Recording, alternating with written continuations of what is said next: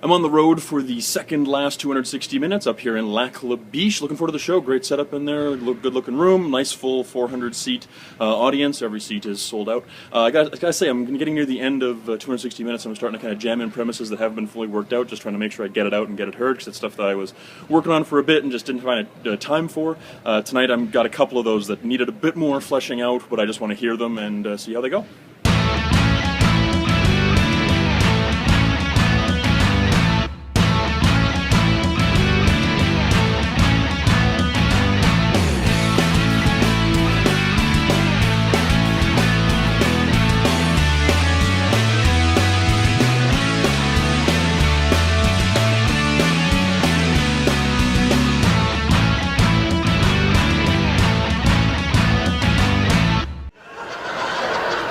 I overheard a woman the other day talking to all of her friends, and she was talking about how important it was to use sunblock, and she was doing this while smoking a cigarette.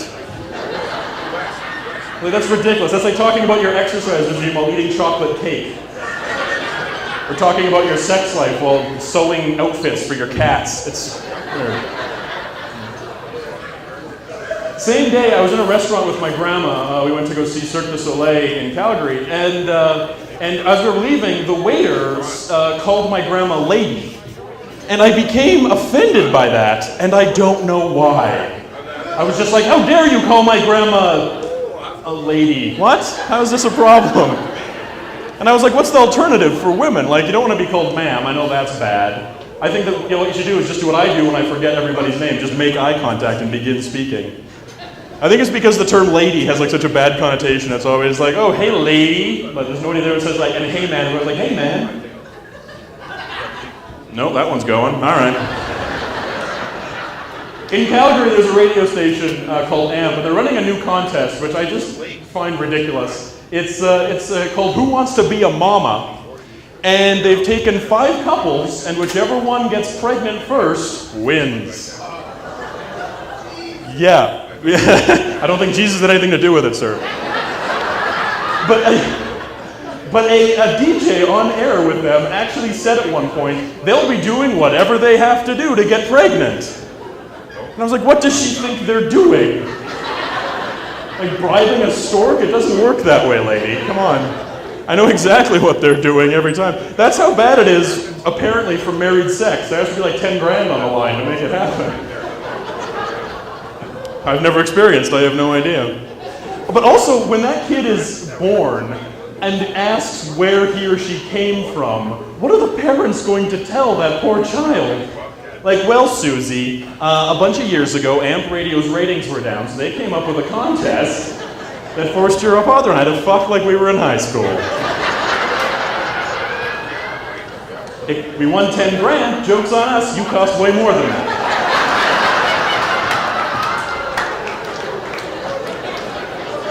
I also don't understand how it's possibly a fair contest. Like, that's not, like, the women should have to hang out together for like 6 months to kind of sync up first. No biological reproduction. Because the starting point's not fair. They all gotta kind of, you know, the starting gun has to go off at the same time, so to speak. There's a hair trigger on that thing. I'm also really concerned about what happens to the couple that comes in second place. Like, their child is going to be born and is already a disappointment. The only way that you get a birth like that is if you're born Catholic. I knew I shouldn't have done it. You hated the stem cell thing, but anyways, that was the new stuff, folks. Thanks for listening.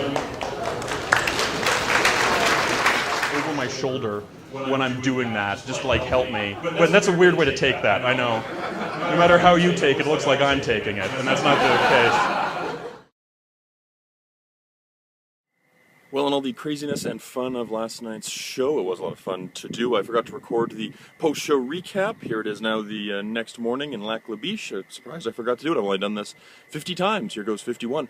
As I said, I think that the premises that I put forward last night were good. I'm glad that I got them out there. I'm glad that they resonated, especially that second one. I don't know what's funny in that one yet. The thing about my grandmother being called a lady, I just know that there's something about that when I've talked to people about it, they've reacted, and that audience last night reacted to the concept, but I didn't have any punchlines for it. for it. I thought I'd find something on stage under the stress of it.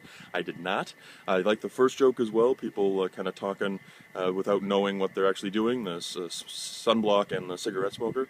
And then the last chunk, which was probably the most fleshed out, had a lot of good punches. That one almost wrote itself. It's controversial enough that it was easy to find the funny in that one. I don't know if it will play as long as it should. I feel as though it might be something that other people are saying.